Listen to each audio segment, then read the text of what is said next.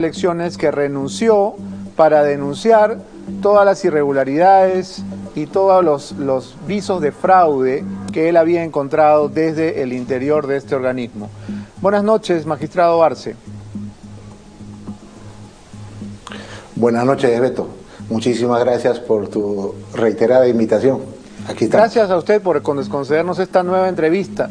La verdad es que su proceso se está desarrollando con una velocidad nunca antes vista. A usted lo están no solamente destituyendo de manera flash desde la Junta Nacional de Justicia, sino que también le aplican un impedimento de salida que normalmente tiene un proceso y demora. A usted lo han destituido más rápido que a Chávarri, más rápido que a todo el mundo, porque hay mucha premura. Y la razón, de acuerdo al informe que existe, es una falta ética, que es algo evidentemente sumamente subjetivo y discutible.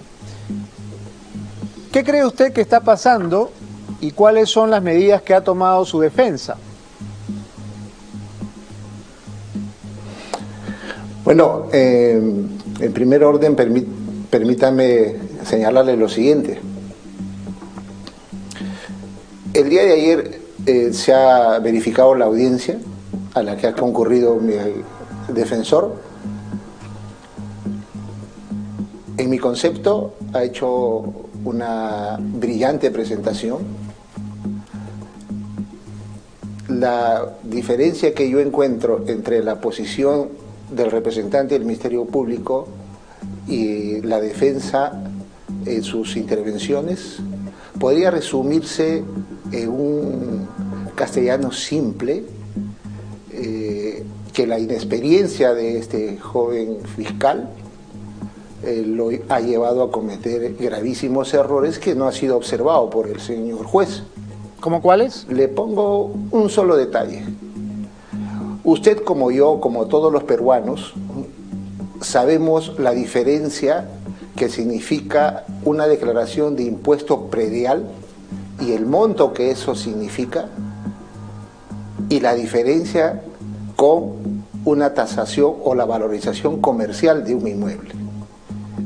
Ese detalle tan sencillo y conocido por todos los peruanos parece que no es de conocimiento del señor fiscal. Él los ha confundido. Y en eso argumenta, los ha confundido o lo desconoce.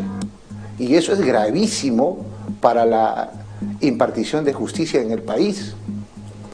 Es un tema de absoluta diferencia entre el valor que se consigna en una declaración jurada ante Contraloría o ante los órganos de control de una institución pública, el monto que se señala por el impuesto del pago predial, que siempre va a ser menos que el valor de tasación comercial. Bien. Allí está un gravísimo error en el desarrollo de su postura. Por lo demás, ha sido bastante didáctico en mi defensa a la hora de las exposiciones y no encontramos sustento para la decisión del juez. Lo que quisiera que nos explique es cuál es la razón que esgrime la Junta Nacional de Justicia para su destitución.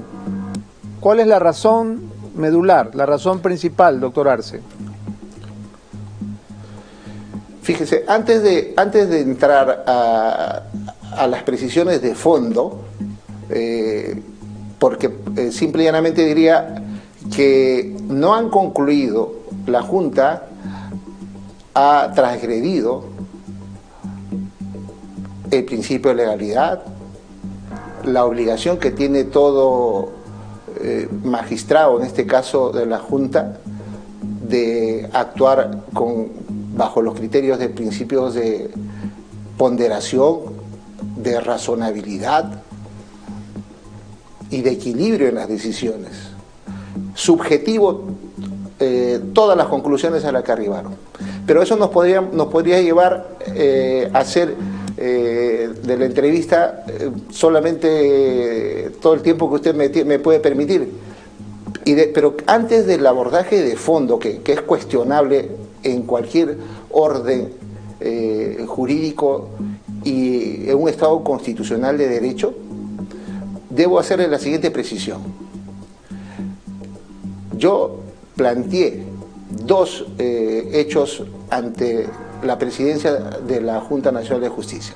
Primero, la señora presidenta de la Junta Nacional de Justicia en septiembre del año pasado cumplió 75 años. Yo recuerdo en la entrevista de su postulación que uno de los integrantes de la comisión le dijo: a usted le queda solamente 8 meses en caso de ser ganadora en funciones. La señora Inés y ella Ñeco dijo Tello, que... ¿correcto? La señora Inés Ñeco Tello. Así es. Entonces... Así es. Entonces, ella dijo en esa entrevista, que es pública, que bajo su interpretación y las consultas que había realizado, ella tenía una interpretación distinta. La ley se cumple para todos, eso es justicia. De tal manera que la señora Tello, desde septiembre del 2020, y al día siguiente que cumplió 75 años, todos sus pronunciamientos y decisiones resultan ser nulos. Segundo tema, el magistrado Ávila tiene por asesora, que es la que le apoya técnica y jurídicamente, en la presentación de su acusación, porque eso es lo que hace un ponente que presenta los cargos frente a un proceso disciplinario sancionador, tiene por asesora a la hermana de Dina Boluarte. Y es de público conocimiento que Dina Boluarte se ha expresado en la forma y modo que lo ha hecho públicamente respecto de mi persona y mi actuación en el jurado, con calificativos que los rechazo rotundamente. De tal manera que cómo es posible que en un Estado constitucional de derecho la Junta Nacional de Justicia, con estos dos cuestionamientos, han pasado a emitir un pronunciamiento, como usted ha señalado, en tiempo récord, llegando a la conclusión por unanimidad de que debo ser destituido del cargo. No hay ningún problema. Yo hoy soy como miles de peruanos, millones tal vez, que pierden el trabajo, y el trabajo se puede perder aun cuando yo he ganado cada escalón de mi trayectoria profesional a través de concursos públicos y de méritos. Diría yo que uno puede perder un puesto de trabajo por renuncia voluntaria, por despido justificado o por despido arbitrario. Mi caso es el último. Arbitrariedad de acuerdo, total. pero además, doctor Arce, creo que queda claro para todos nuestros televidentes que lo que están haciendo con usted es básicamente una especie de ensañamiento, ¿no?, para que nadie más se atreva a tomar la decisión valiente que usted tomó, de dar un paso al costado, de renunciar o declinar a su puesto, para dejar en evidencia toda la podredumbre del Jurado Nacional de Elecciones. Esta es una advertencia para el magistrado Rodríguez Montesa. A él le están diciendo: mira lo que le pasa a Arce, mira lo que le hacemos, lo estamos crucificando, lo estamos flagelando en público, y si tú haces lo mismo, eso es lo que te va a pasar. Acá hay un mensaje muy claro, porque de otra manera no se explica cómo la Junta Nacional de Justicia lo puede destituir de manera tan veloz y tan violenta, y además ponerle, como se le ha puesto, el impedimento de salida, también de manera flash, por un supuesto desbalance patrimonial del cual ya nos ha explicado usted. Existe confusión incluso en las declaraciones. Entonces, la impresión que tenemos es que se quiere escarmentar, se quiere castigar públicamente a una autoridad que ha tenido el valor de denunciar lo que ocurría al interior del jurado. En este momento, ¿usted de alguna manera se siente amedrentado, se siente objeto de una campaña? ¿Cuál es su sentimiento? ¿Cuál es su sensación en ese momento? Mi percepción es que estoy siendo sometido, como lo señalé en mi carta, sometido a una persecución política. Lamentablemente en el país, aquella persona que levanta su voz de protesta o no se acomoda a la zona de confort de acuerdo a los requerimientos de determinado sector e incluso de ONGs como IDL, pues somos perseguidos en la forma y modo como está sucediendo. Arbitrariedad, justicia, dice, con aparente legalidad. Y eso no es lo correcto, ¿no? Acabo de hacer la precisión puntual. ¿Cómo es posible que dos magistrados de la Junta, cuestionados en la forma como lo estoy aseverando, se hayan pronunciado y uno de ellos sea el ponente acusador, cuando tiene de asesora a la hermana de la señora Dina Boluarte, enemiga declarada, según ella, públicamente contra mi persona? No solo eso, por otro lado, no solamente porque sea su enemiga, discúlpeme, acá lo más grave no es que sea su enemiga o su amiga, lo más grave es que Dina Boluarte es funcionaria de un organismo electoral y al mismo tiempo candidata a la vicepresidencia.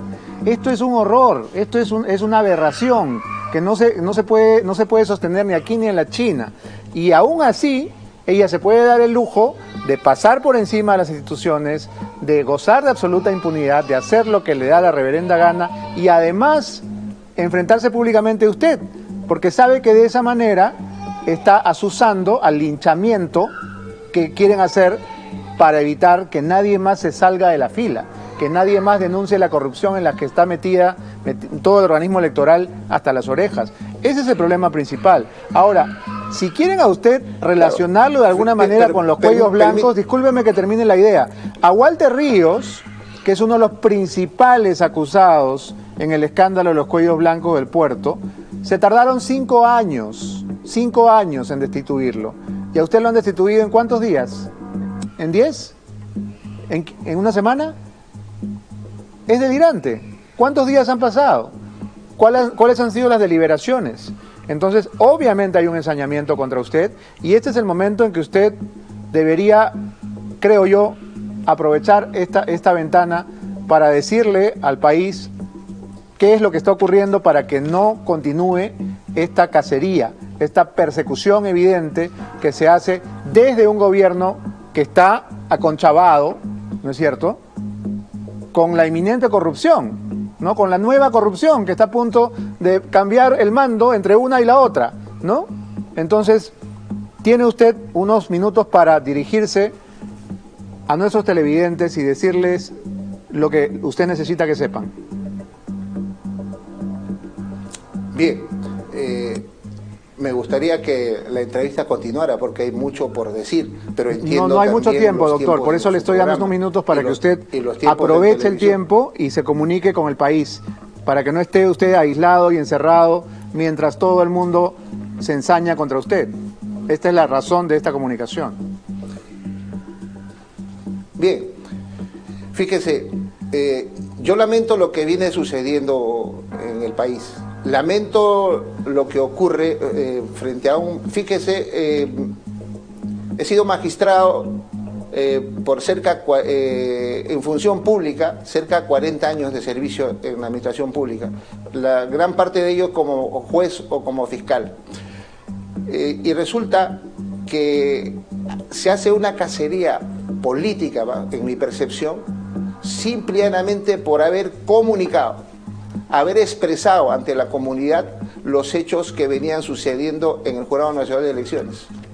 Y que, fíjese, el 65% de peruanos tiene la percepción de que ha habido irregularidades en el jurado, en la actuación del jurado, por falta de transparencia. Por otro lado, es evidente la sincronización que tiene el Ministerio, la Fiscalía de la Nación, la Junta Nacional de Justicia, incluso el Poder Judicial en esta persecución. No es posible que se vote minutos antes de dar inicio a la audiencia de impedimento de salida del país, y no es que se haya confundido las informaciones de las declaraciones juradas, es desconocimiento por parte del fiscal lo que significa el valor de un impuesto predial con el valor de una tasación actualizada o de manera retrospectiva, que hasta el día de hoy no lo han hecho. Por otro lado, cuando he anunciado en mi carta de manera contundente y venía poniendo en alerta a través de mis votos en minoría desde enero de este año. Las autoridades del Congreso, de la Fiscalía de la Nación, de la Junta Nacional de Justicia no hicieron absolutamente nada ante las denuncias. Por ahí sale alguien, un audio mencionando mi nombre, inmediatamente me procesan penalmente con una nueva investigación preliminar. Y la pregunta es, ¿por qué no se incluye en la investigación a los otros 3 magistrados restantes del Jurado Nacional de Elecciones? Los magistrados del Jurado Nacional de Elecciones saben en su conciencia todo lo que ha ocurrido en el jurado. Y todo cuanto yo sé, y cuanto conozco, cuanto vi, y cuanto me consta, se lo diré en el momento oportuno ante la autoridad que corresponda. A mí se me ha pedido, a través de los medios de comunicación, que mi comunicación no entrega pruebas. Yo le voy a poner un ejemplo para la comunidad, para los miles y millones de peruanos. Soy testigo de un asesinato. Informo a la comunidad, informo a la población, informo al Perú y me piden las autoridades, me piden los medios de comunicación que traiga consigo al muerto las evidencias del crimen. ¿Dónde están las pruebas? En la escena del crimen, pues. ¿Quién tiene la información? Es como el caso de aquel ladrón que sustrae un celular y cuando es intervenido por la policía dice que pruébame, dame pruebas de que tengo el cuerpo del delito, cuando lo tiene consigo, está con él, está en su poder. Vamos a intervenir tu domicilio, dice no, respeto a la inviolabilidad de domicilio. Y eso es lo que ha ocurrido en Buen Romance. Y eso es lo que he denunciado. Yo no podía seguir sosteniendo con mi presencia, porque recuerde que he sido fiscal, defensor de la legalidad, y me debía mi representación como tal. No podía seguir sosteniendo deliberaciones aparentemente constitucionales cuando ya los acuerdos estaban hechos antes de los debates, antes de las deliberaciones. A eso he llamado falsas deliberaciones constitucionales. Yo no me arrepiento en absoluto de la toma de mi decisión. Obviamente que como cualquier ser humano tengo temores, he recibido amenazas de muerte, han recibido amenazas mi familia, en fin. Esto no es otra cosa, bajo mi percepción, que una persecución política orquestada, sincronizada con las personas que hoy dirigen las instituciones que le acabo de mencionar, porque no hay otra forma para entender la celeridad con que se aplica en mi caso y la inercia que se ha tenido para los amigos cercanos. El vizcarrismo sigue vigente, el vizcarrismo sigue actuando. He sido el único magistrado que se opuso bajo los preceptos constitucionales de la postulación del expresidente en su candidatura al Congreso. He sido el único que se ha opuesto a la continuación en su postulación por dar falsas declaraciones en sus bienes, como a cualquier otro ciudadano que se le ha retirado de la postulación en estas justas electorales. ¿A quién corresponde haber otorgado tranquilidad a la población? El peruano es un tipo afable, unido. El peruano es aquel que cuando gana la selección peruana o va al mundial se hermana, se abraza, disfruta. Esos somos los peruanos. No estamos para vivir en una situación de esta naturaleza. Y finalmente, dado que el tiempo se me acorta y habría mucho más que decir, yo hago una exhortación en nombre de los millones de peruanos, de los jóvenes que están a la búsqueda de oportunidades. Si no hemos encontrado la oportunidad de transparentar en el jurado, y si mi declinación, que ha sido un derecho de petición que está amparado en la Constitución, se ha trastocado como una renuncia, se me ha suspendido sin tener facultades el señor Salas, violando la Constitución, y él sabe en su conciencia que eso no era lo que correspondía hacer. Como saben en su conciencia los miembros de la Junta que han vulnerado mis derechos fundamentales con una decisión tan arbitraria. Y finalmente, yo quisiera hacer una exhortación a los dos candidatos en pugna electoral, que depongan sus intereses políticos, que se reúnan por el bien del país, por los millones de peruanos, que se evite estar enfrentados en las calles. ¿Yo soy culpable acaso de las manifestaciones? ¿Yo soy culpable de que el jurado no haya transparentado la información? Como dije, ¿dónde está la evidencia? ¿Dónde están las pruebas? En la OMPE.